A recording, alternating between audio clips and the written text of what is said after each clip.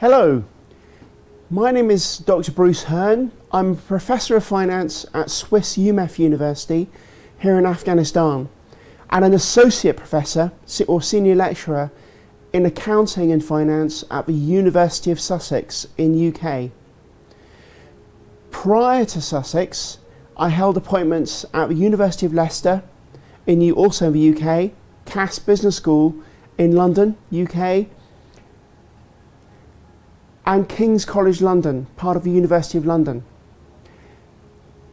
Prior to academia, I actually held over 10 years professional experience in investment banks, such as BNP Paribas, Gulf International Bank, which is a Bahraini bank based in Bahrain, and Callion, or Credit Agricole.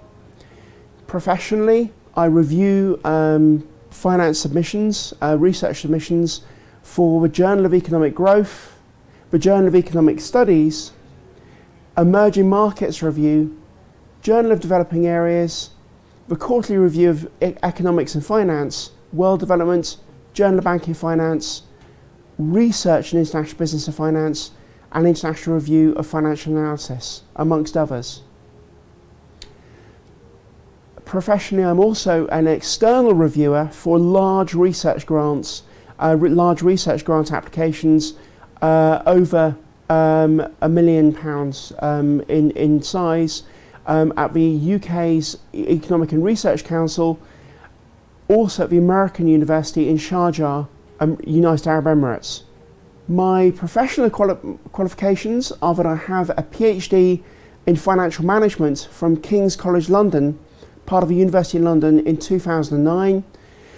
I also have an MSc in International Business from Birkbeck College, University of London, again in the UK, from 2001. A postgraduate certificate in finance, also from Birkbeck, University of London, graduated in 1999, and my undergraduate BSc Chemical Sciences from the University of Edinburgh in the UK, Scotland, in 1997. My history is that I successfully completed the postgraduate certificates in finance from Birkbeck, University of London, and also a Masters in International Business through an evening exclusive evening study, while working full-time day job from 8 AM to 6 PM at BNP Paribas Capital Markets Investment Bank. Now, this is very extensive experience, and this provided the basis for my ESRC, or Economic and Social Research Council, funded PhD at King's College London, where I continued my research and my teaching interests in emerging financial markets. In terms of professional experience, I've been very grateful to land the position here at Swiss UMEF University in Afghanistan, where I'm a Professor of Finance, while also being an Associate Professor or Senior Lecturer in Finance at the University of Sussex in the UK. I joined the University of Sussex back in January 2012, and I've been a visiting professor here in Afghanistan since January 2015, so for 2 years now. Prior to Sussex, as I say, I held appointments at the University of Leicester, Cass Business School, and King's College London.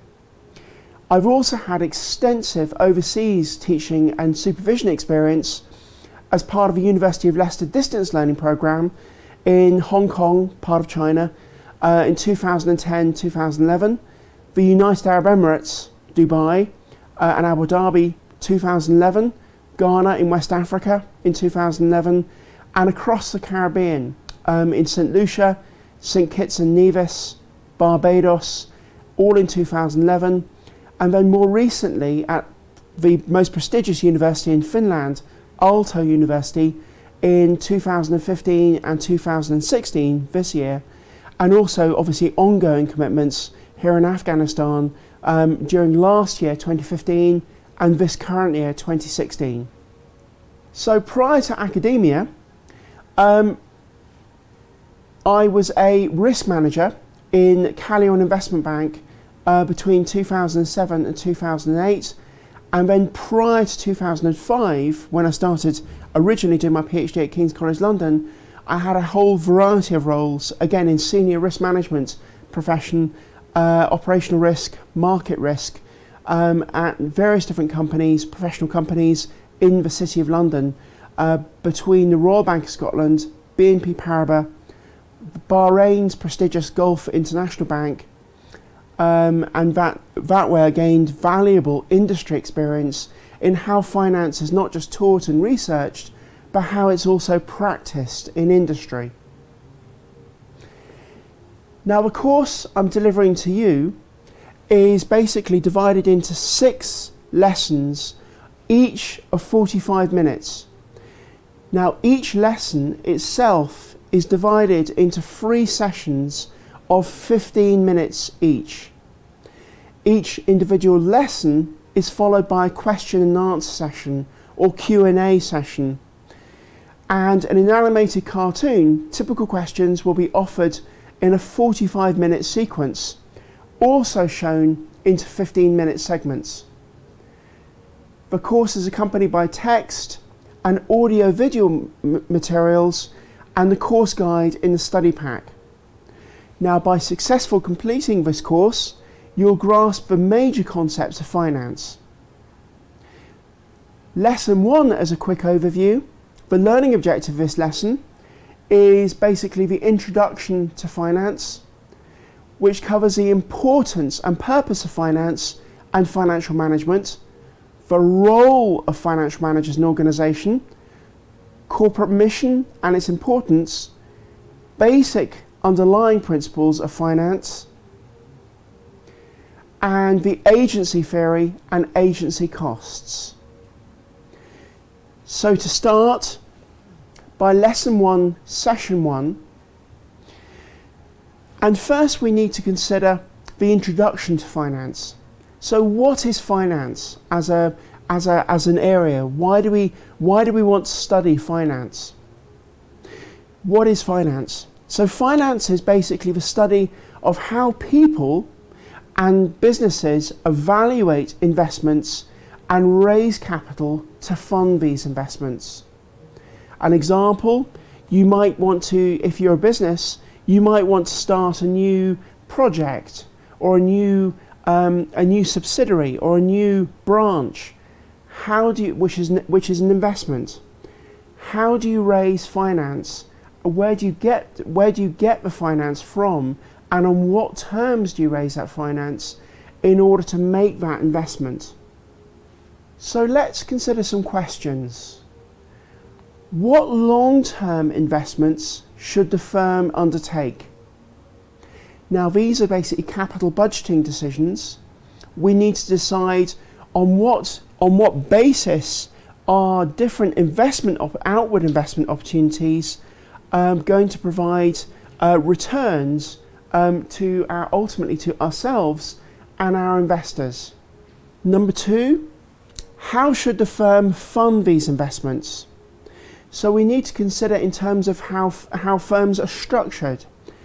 On what basis do we accept finance coming into the firm, or we accept the investment coming into the firm? What proportion of that investment is going to be equity or ownership, or what proportion is going to be debt or any other structured finance? So what proportion of our pie, if you like, or our investment is going to be dedicated to equity investment or ownership, or to debt, where we have to make regular repayments and a schedule of repayments? And these decisions about proportions of debt or equity are based in terms of what we generically call capital structure decisions. Number 3, how can the firm best manage its cash flows as they arise in its day-to-day operations?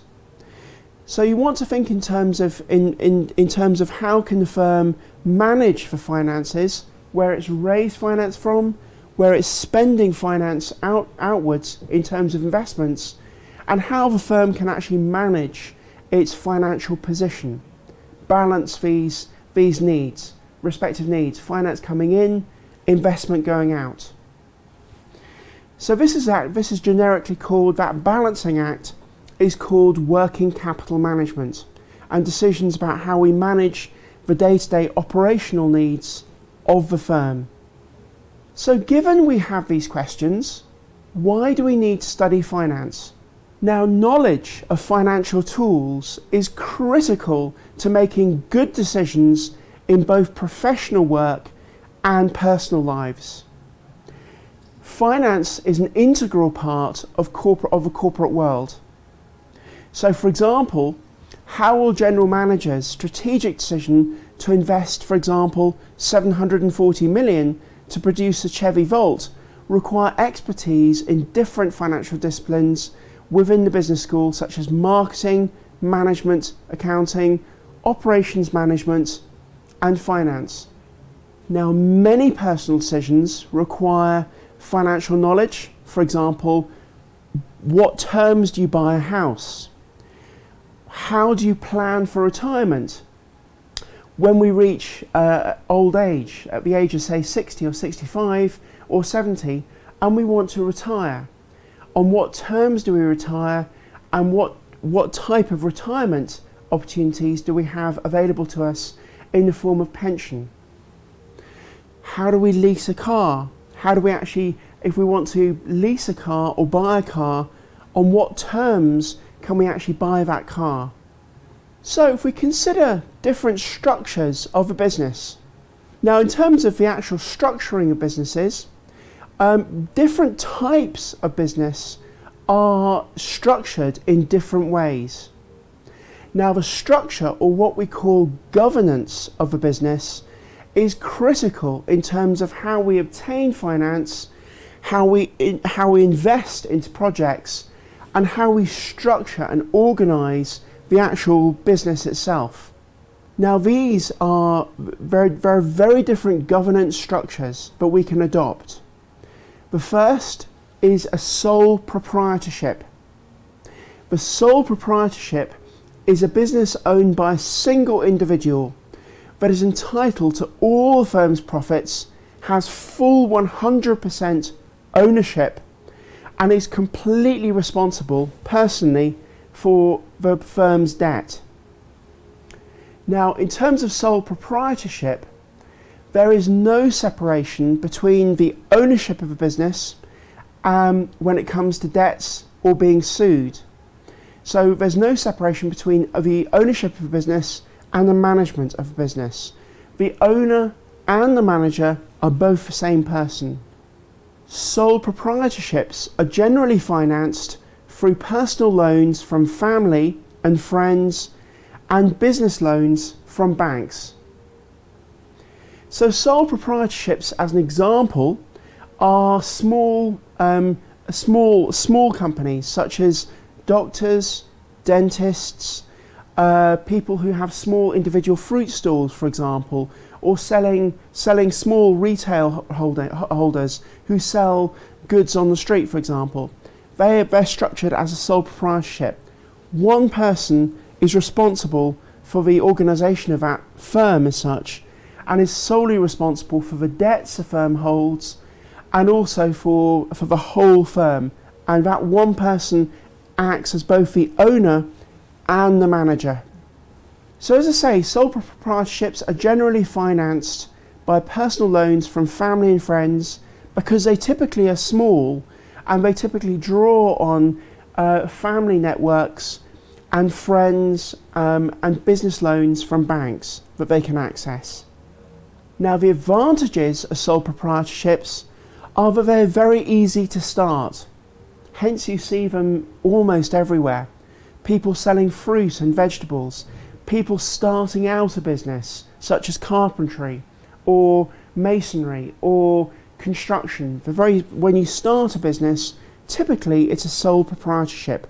Or doctors and dentists, people who are professionals and who all equally want to use their skills, but starting out have a small individual business based on those individuals.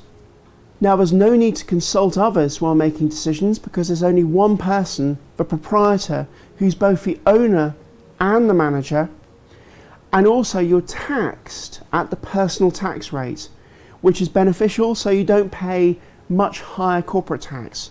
You pay personal tax, and that's your tax classification. The disadvantages of proprietorships. The problem is obviously you personally are liable for all the business debts. If you fail in the debts or fail in the repayments of the debts, you're going to be held liable. Now, it basically also ceases, the proprietorship ceases immediately on the death of a proprietor.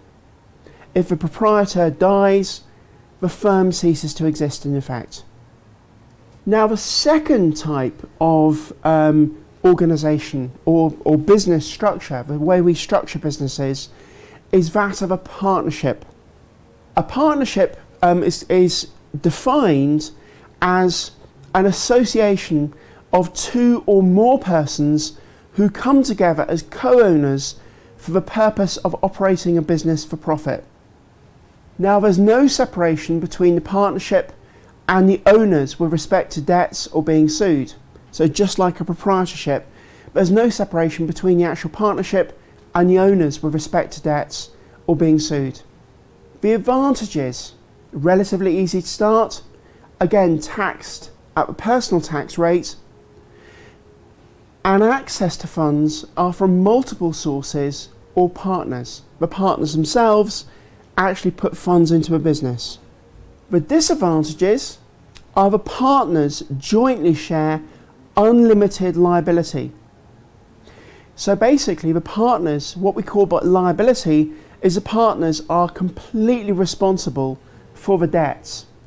If the debts fail, or there's a failing in repayments of debts, the individual owners are solely responsible for the debts. In limited partnerships, there are two classes of partners, those that are termed general and limited. Now that distinction is very important. The general partners run the business and face unlimited liability for the firm's debts.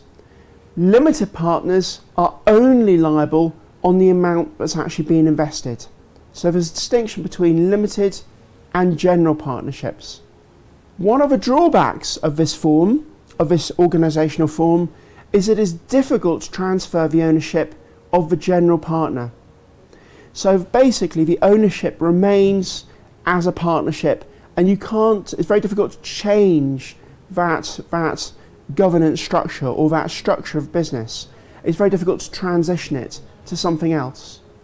Now, the final version of governance for a business is that of a corporation. Now, corporation is an artificial being. It's in essence an artificial, we call artificial structure or governance structure. It's basically invisible and intangible and existing only as a legal form. So legally we recognise the entity of a corporation, which is quite different from looking at individual partnerships or proprietorships that are very much based on the actual owner-managers who manage those partnerships. A corporation can individually, as a legal individual, be sued, and it can sue. It can equally purchase, sell or own property in its own name, its own legal name, and its personnel are subject to criminal punishment for crimes committed in the name of a corporation, i.e. in the name of that legal entity. A corporation is legally owned by its current stockholders. So in essence, in the corporation, the actual corporate form or corporation form, we find that there's a split between the owners who are outside shareholders and the inside managers who manage the firm. So the managers typically don't own the firm, but the ownership is dispersed to outside managers. So a corporation is legally owned by its current stockholders. The board of directors are elected by the firm's external shareholders, and one responsibility of the board of directors is to appoint the senior management of the firm. The advantages of the liability of owners are limited to investment funds. The life of a corporation is not tied to the owner, and it's easier to transfer ownership between external, outside shareholders. Also, it's easier to raise capital. The disadvantages are with corporations, because they're a legal entity, they're subject to greater government regulation, and they're also subject to double taxation of the dividends. Dividends are the proportion share of profits that they make that are given out as dividends out to the individual shareholders. We also have hybrid organisations. These organisational forms provide a cross between partnership and a corporation. So a limited liability company, or LLC, combines the tax benefits of a partnership, i.e. no double taxation of earnings, and the limited liability benefits of the corporation, i.e. the owner's liability is limited to what they invest. The S-type corporation provides limited liability while allowing business owners to be taxed as if they're a partnership. That is, distributions back to the owners are not taxed twice, as is the case with dividends in the standard corporate form. And that's the end of session 1.